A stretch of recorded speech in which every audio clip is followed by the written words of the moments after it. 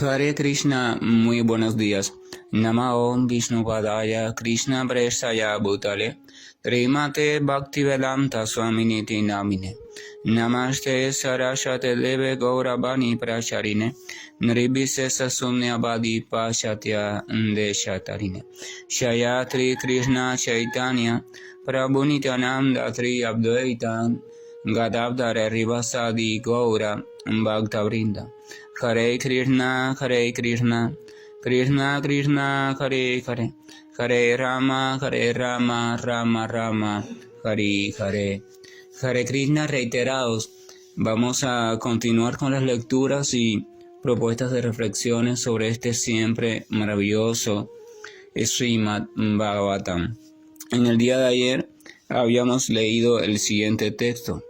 Sabiendo que Bhishmadeva se había fundido en la eternidad ilimitada del Absoluto Supremo, todos los allí presentes callaron como los pájaros al final del día. Y entonces a partir de ese texto vamos a continuar.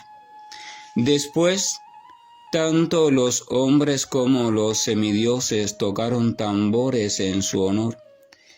Y la honesta orden real dio comienzo a demostraciones de honor y respeto, y del cielo cayeron lluvias de flores. O sea, era el momento Bhishmadeva había dado sus enseñanzas finales, había partido gloriosamente y por tanto ahora lo que tocaba era rendirle tributo respetuoso a esa gran alma que tanto bien había hecho y sobre todo ahora que tantas enseñanzas maravillosas nos había recordado.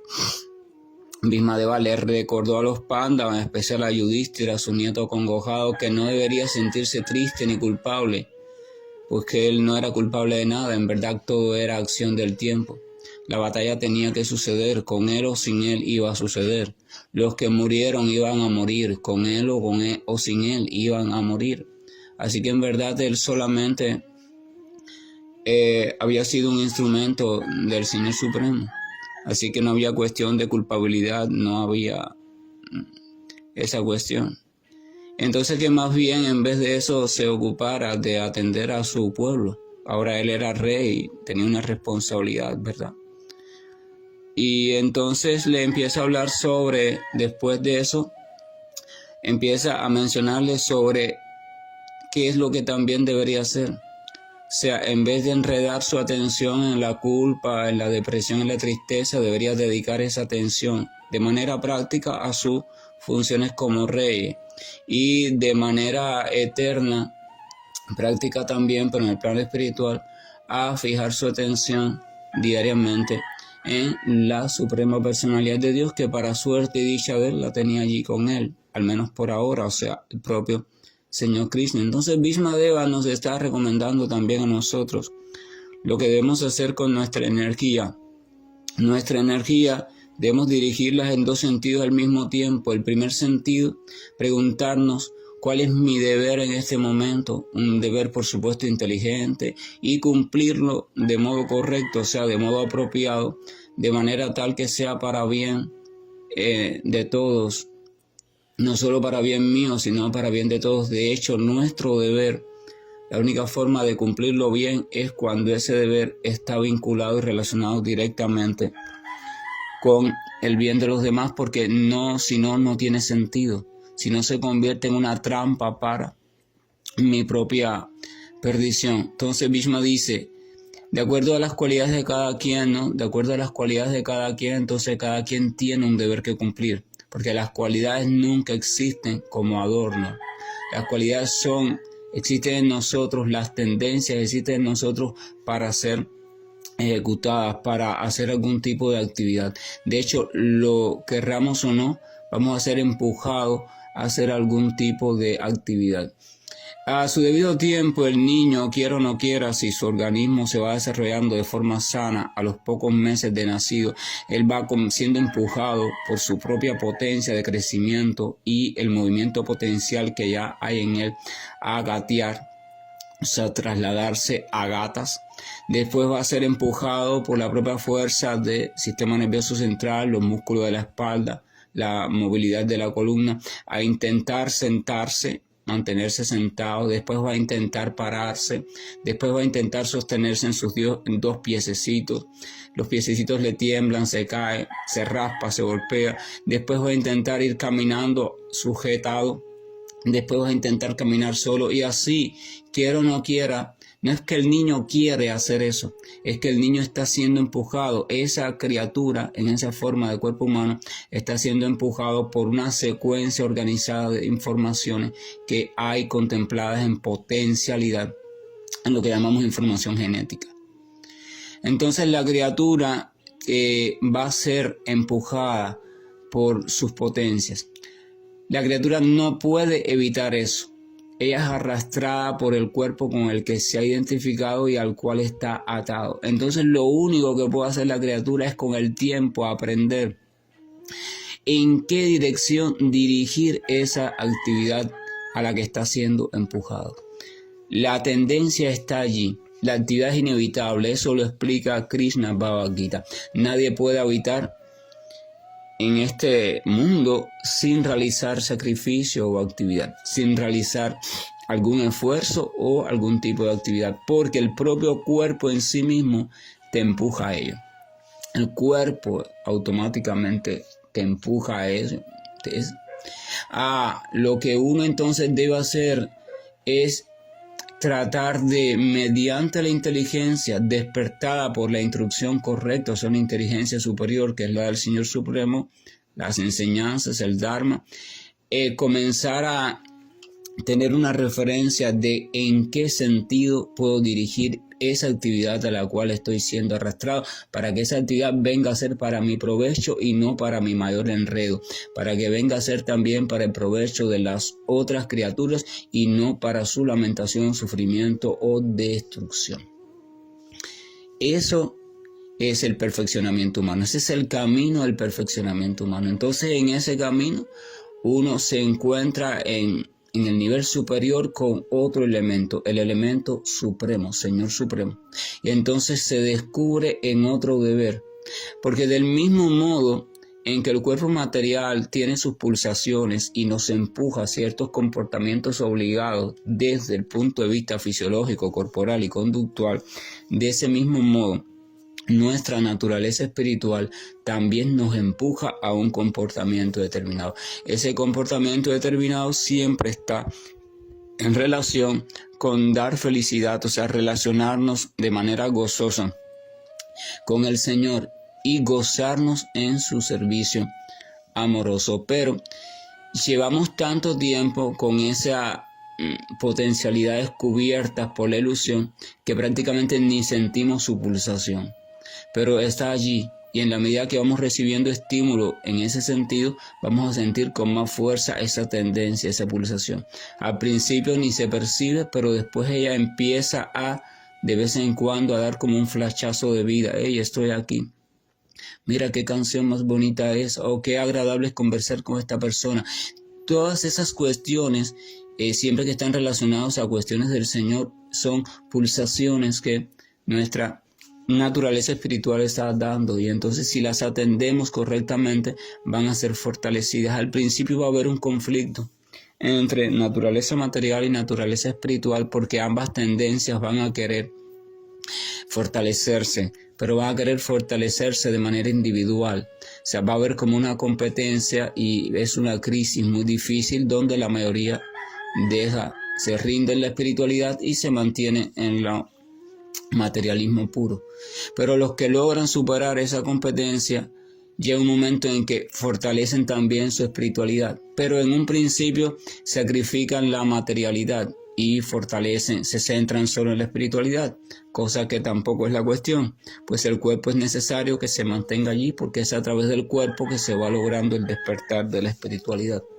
Entonces, ya en la etapa madura se busca un equilibrio, o sea, no se les ve como competencia, sino que se les ve que ambas cosas deben de funcionar equilibradamente al mismo tiempo, y que en realidad una no está diseñada para que sea contraria a la otra, sino para que apoye apoye a la otra. Entonces, el deber o la actividad desde el punto de vista corporal y mental en este mundo material comienza a ser llevada al mismo tiempo que el deber eterno o el deber espiritual. Entonces la actividad espiritual y la actividad material se vuelven una sola cuestión: actividad.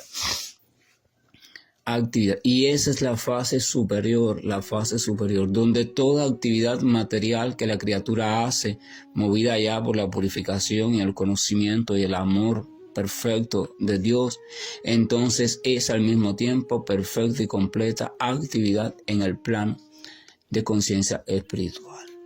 Y esa es la perfección de la materia espiritualizada. Hasta que, por supuesto, ya le llega su tiempo, su momento, y ya deja de estar, y entonces solamente queda la parte espiritual a plenitud y completa. Entonces continúa diciendo el texto 46, oh descendiente de Brigu, después de celebrarle los rituales funerarios al cadáver de Bhishmadeva, el pesar se apoderó momentáneamente de Maharaj Yudhishthira. Evidentemente después que hicieron los respetos, los rituales funerarios según la cultura y la época. Entonces, lo sabemos por experiencia propia, el pesar, una cierta tristeza se apoderó de Yudhishthira, o sea, de uno de los pandas, del que había quedado como rey ahora, del mismo que el abuelo le había instruido para quitarle todo el cargo. Pero aquí dicen momentánea, ya hay una diferencia.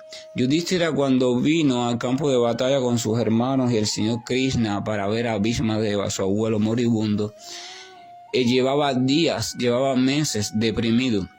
Entonces Bhishmadeva lo ilumina con conocimiento y le ayuda a quitar todo ese peso de su mente, su cabeza y su corazón.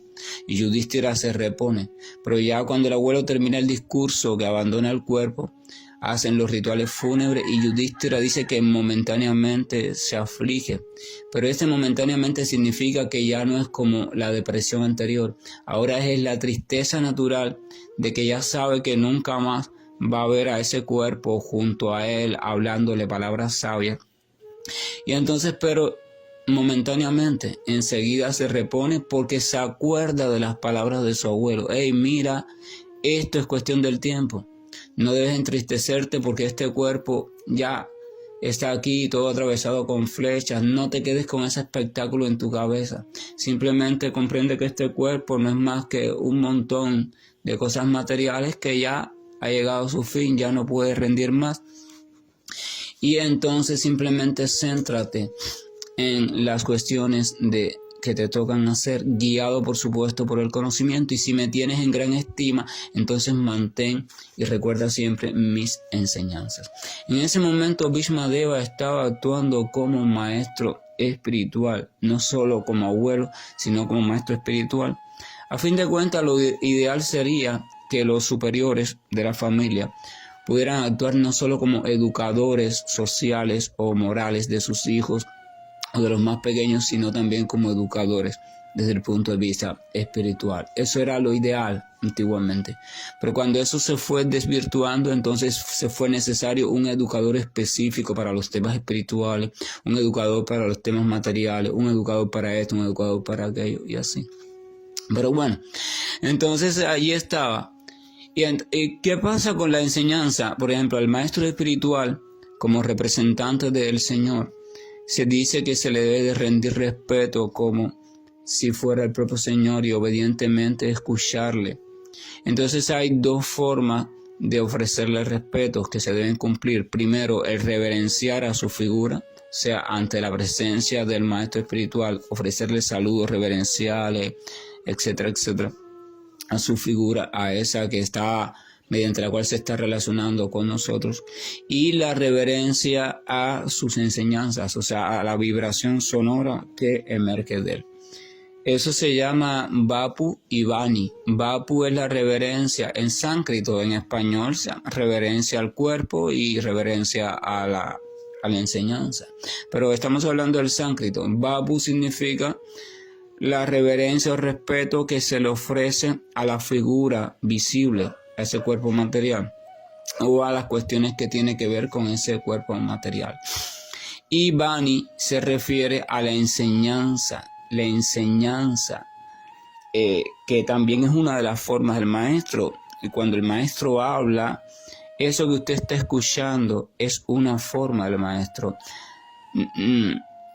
Por ejemplo, cuando usted escucha la palabra del Señor, eso es una forma del Señor. Lo que pasa es que esa forma no está hecha de tal sustancia, está hecha de vibración. Cuando usted observa una representación simbólica del Señor, eso es una forma del Señor, pero está hecha de otra sustancia. Cuando usted así sucesivamente, o sea, una misma esencia se manifiesta según una sustancia específica, pero se debe comprender que es esa misma esencia, aunque en una sustancia específica. Entonces, de la misma manera, la enseñanza, la palabra, la voz del maestro espiritual se debe comprender que es la propia presencia del maestro, así que también es un cuerpo del maestro. Uno de los cuerpos que está utilizando el maestro para relacionarse contigo, pero ese cuerpo está hecho de sonido, de vibración.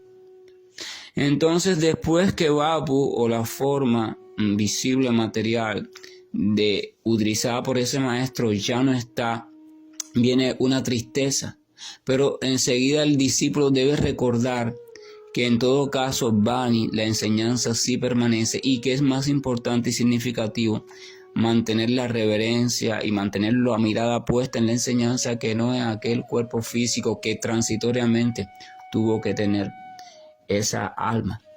Entonces ya uno desplaza esa imagen física, desplaza el momento de la muerte, desplaza esas cosas, porque no es productivo quedarse estancado en un episodio material. Y se queda con la sustancia. La sustancia quiere decir que él comienza o sigue consciente de que su maestro le acompaña por siempre mediante su enseñanza. Mientras él lleve la enseñanza del maestro en su corazón, mientras él medite diariamente en esta enseñanza, mientras que él reflexione, se goce en ella, mientras que él glorifique esa enseñanza, entonces debe saberse que el maestro estará junto a él, y no solo junto a él, sino actuando a través de él. O sea, el discípulo es como una rama del maestro. El discípulo verdadero y genuino, si recibe la misericordia del maestro, se convierte en una rama del maestro, en una expansión. O sea, es como si el maestro se expande, ¿verdad? El maestro se ramifica en otra persona, y a través de esa persona continúa su obra. Y así entre todos sus discípulos auténticos. Entonces eso se llama sucesión discipular. Y así es como se procede todo. Entonces, cuando sucede eso, ese discípulo se puede observar que aumenta su potencia espiritual. No es realmente que él aumenta la potencia particular de él, sino es que al engranarse perfectamente con la enseñanza del maestro, entonces a través de él se suma la potencia del maestro.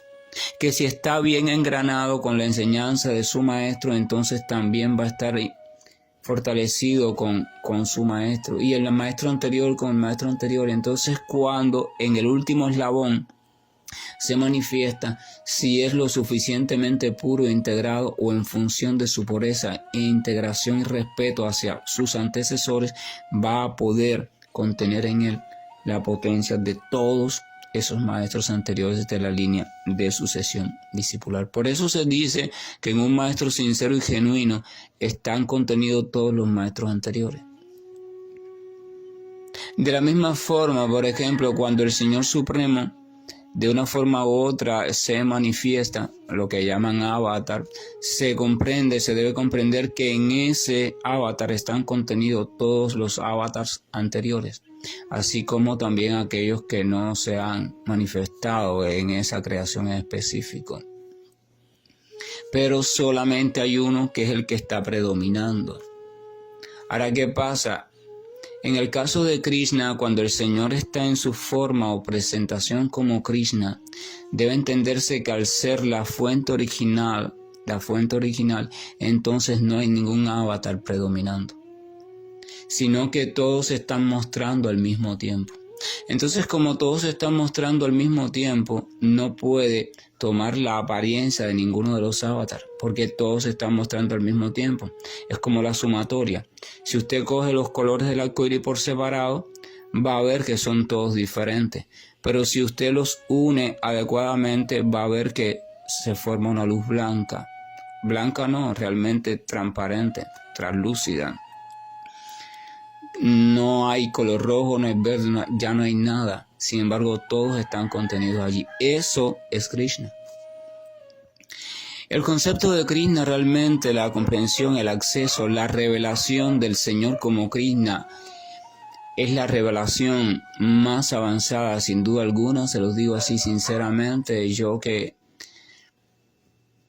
he pasado y he visto, analizado y observado de manera así tranquila e imparcial, sin predilección, las tradiciones espirituales más serias que tenemos registrada, y lo he hecho desde prácticamente siempre. Les puedo decir que la comprensión del Señor como Krishna es la comprensión más escondida, más madura, más que se le ha revelado al ser humano. El comprender al Señor como Krishna y comprender realmente qué es lo que significa el Señor como Krishna, qué es lo que significa realmente Krishna, qué es lo que significa realmente personalidad suprema de Dios. Dios es la verdad absoluta, pero esa verdad absoluta no solo es Satchitananda, no solo tiene las cualidades de eternidad, o sea, la capacidad de ser eternamente, no solo tiene la capacidad de ser consciente también eternamente, y no solo tiene la capacidad de estar en gozo constantemente, o sea, conscientemente debido a su amor, sino que esas tres potencialidades básicas giran o responden a algo que no es una potencia, sino algo que es una esencia, la esencia de la personalidad, que es alrededor de la cual orbitan. Esas potencias anteriores de eternidad, conocimiento y bienaventuranza existen únicamente en función de la personalidad. Mediante ellas es que la personalidad se manifiesta en todas sus diferentes formas, actividades, nombres, etcétera, y etcétera. La personalidad tiene, por decirlo así, un deseo, y entonces, para que ese deseo se realice, tiene que asumir un rol específico, o sea, el ser, un rol específico momentáneo, tiene que asumir una información, un conocimiento específico, o sea, los patrones que va a seguir para esa obra de teatro en específico, y tiene que asumir un determinado tipo de comportamiento, manifestación o de actividad. Entonces, eso lo hacen esas tres potencias y sus subdivisiones consecuentes.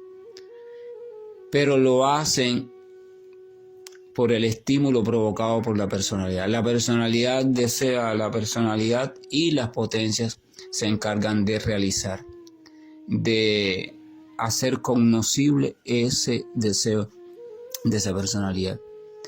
Y entonces esa personalidad, ese núcleo esencial, eso que está lleno de eternidad, verdad, bienaventuranza, que tiene un resplandor que se llama Brahman, etcétera, etcétera. Esa personalidad, eso es Krishna. A eso se le llama Krishna en su conjunto. La personalidad con esas energías incluidas. Krishna. Entonces, ese Krishna, desprovisto de todas sus manifestaciones específicas de avatar en esta época, en aquella, que se hizo esto, que se hizo aquello, cuando él está en su estado original junto a las diferentes partes puras que están en relación constante con él, a eso, ese estado eterno, constante, siempre presente, estado nuclear, fuente de todo, se le llama en sánscrito Goloka, Vrindavan, o también se le llama Vaikunta, pero Vaikunta es más amplio, ya tiene a Krishna en otras modalidades. O sea, Goloka es el centro de la flor, el punto de partida es Krishna.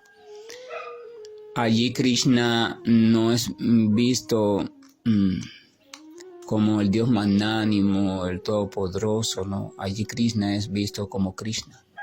Krishna, porque las etiquetas limitan nuestra relación.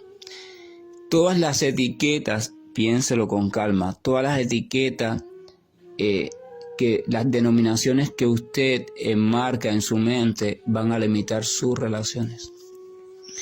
Cuando usted se siente el hijo de alguien, entonces se relaciona con esa persona, su relación va a estar limitada por el respeto que el hijo le debe a la madre o al padre. Cuando usted se identifica con que usted es el obrero de una empresa, su comportamiento va a estar limitado a ciertas cuestiones que son las que le corresponden al obrero de esa empresa. Cuando usted se relaciona así, o sea, las etiquetas son limitantes, por tanto, el verdadero amor por Dios, aunque siempre es puro en el plano trascendental, nunca es pleno, a no ser en el plano esencial de ese plano espiritual, en Goloka. Porque allí Krishna no tiene etiquetas, allí no hay tal cosa como supremo, como todopoderoso, no. Allí hay Krishna, un personaje aparentemente igual que todos los que allí habitan, pero con la diferencia que es el más atractivo entre todos los que allí habitan.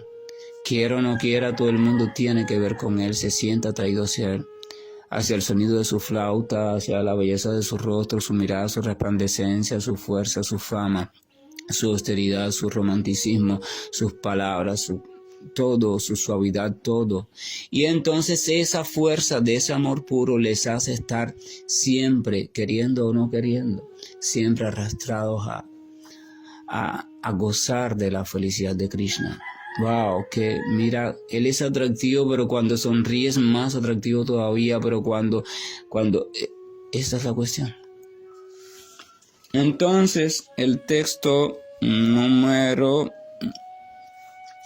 47 dice: entonces, mediante himnos védicos confidenciales, todos los grandes sabios glorificaron al Señor Krishna, quien estaba allí presente.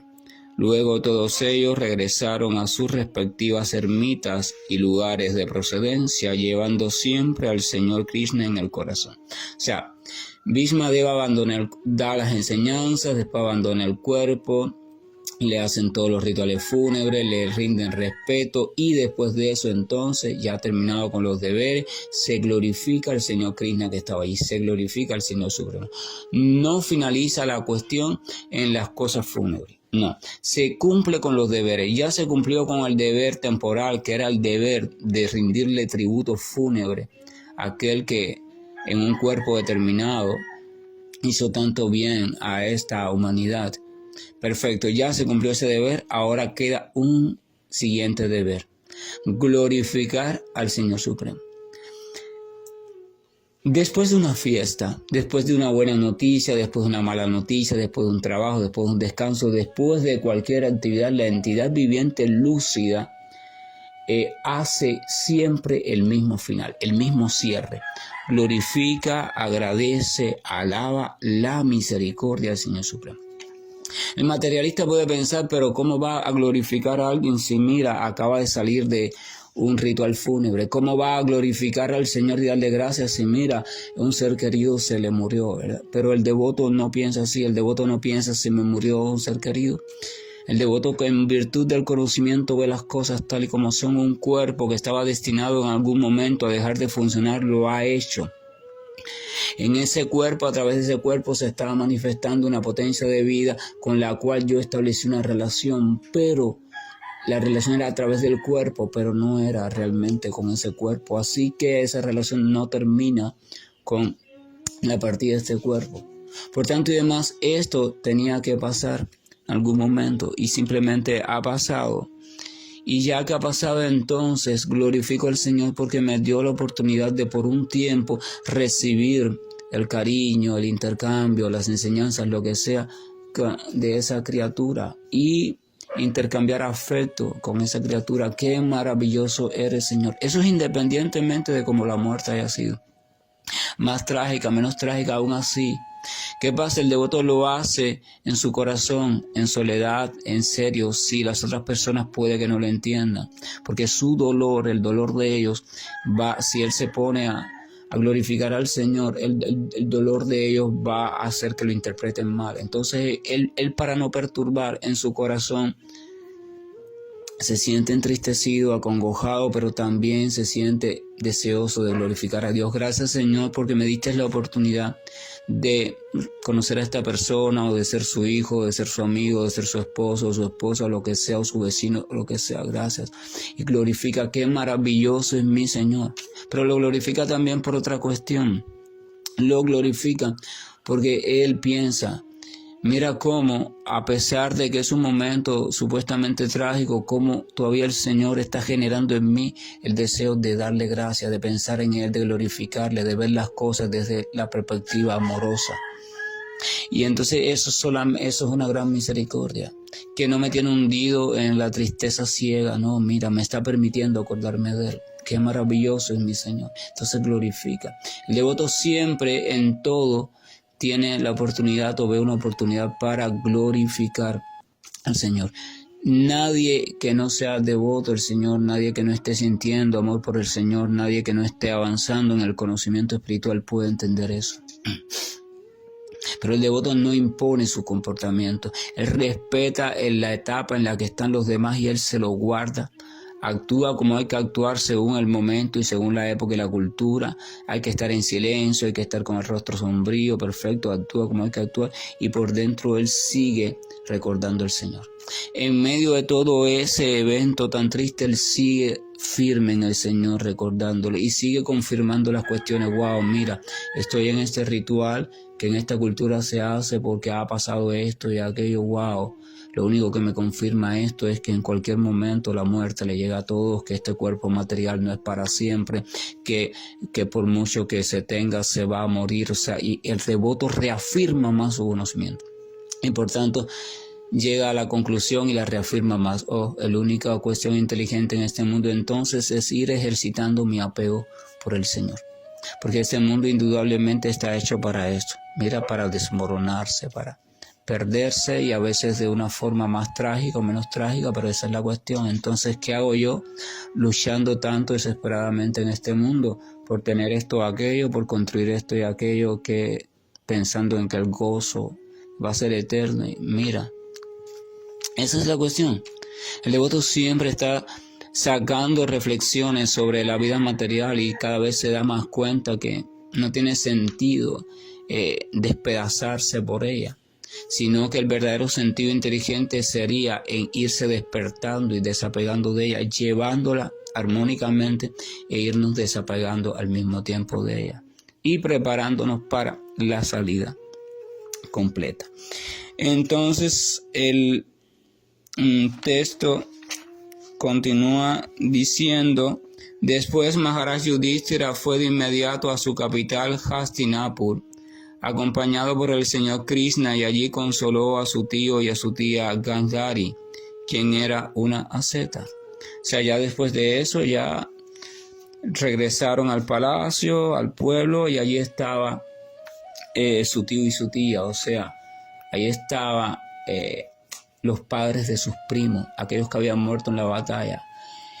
El rey ciego Dhritarashtra, que se había dejado contaminar la mente por la envidia y la arrogancia, etcétera, etcétera, y había asentido, había aceptado que sus hijos fueran a la batalla a quitarle las tierras a los Pándavas. Sin embargo, los sobrinos fueron allí a rendirle condolencias porque se habían quedado sin hijos. Los hijos de ellos murieron en la batalla. Fíjense el pensamiento. Dhritarashtra tenía una posición adversa con respecto a los Pándavas, indujo a sus hijos a que fueran allá, a que los mataran, a que esto, aquello, y sin embargo estos muchachos ahora, al salir victoriosos de la batalla, al sufrir sus propias pérdidas, aún así fueron a ver a sus tíos porque estaban conscientes de que estaban sufriendo porque habían perdido sus hijos, y fueron a consolarlos y a rendirles respetos porque aún fueran quienes fueran, eran sus tíos paternos. ¿Qué tipo de conducta tan maravillosa, genuina de un devoto. Bhagavad Gita, Krishna explica que el devoto es el amigo de todos. Él no ve enemigos y amigos, no. Él ve en todos criaturas del Señor y es amoroso, claro, desde el conocimiento y de manera distinta con cada cual.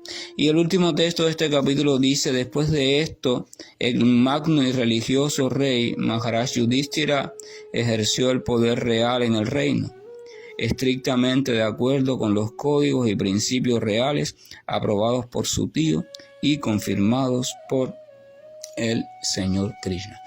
Aprobados por su tío, o sea, los deberes que el rey aprobó, el rey anterior, así, mira, sobrino perfecto, gobierna así, sigue estas leyes, pero no solo aprobados por su tío, sino también confirmados por el Señor Krishna, con el visto bueno del Señor. No solo con el visto bueno de un rey con experiencia anterior, no, de nada sirve eso, sino con el visto bueno del Señor. Podemos tener un plan, formular una estrategia de paz, pero si no la ponemos a consideración del Señor y no tenemos su aceptación, entonces debe saberse que será para nuestra perdición. Que la gracia y el amor de Krishna nos acompañe, el bendito Señor que siempre acompaña a aquel que está de manera sincera intentando desde las imperfecciones constantes, crecientes e innombrables, aún así intentando buscarte, intentando desear ganar claridad sobre ti, sobre tu esencia, tu presencia, tu realidad. Ayúdanos, Señor, en ese sentido, fortalézanos y permite que estabilicemos nuestra mente. Porque sin una mente estable, si la mente siempre está revoloteando de un concepto a otro, de una teoría a otra, de un sendero a otro, entonces no puede posarse tranquilamente para encontrarte, Señor.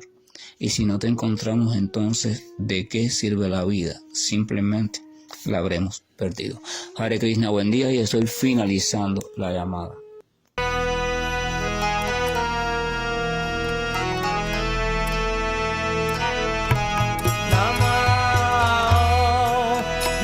Padaya Krishna Prishtaya Bhutale Srimate Bhaktivedanta Swami Nichinamine Namaste Sarasvati Devam Gauravani Pracharini Nirvishesha Shunyavadi Vasacha Deshatarine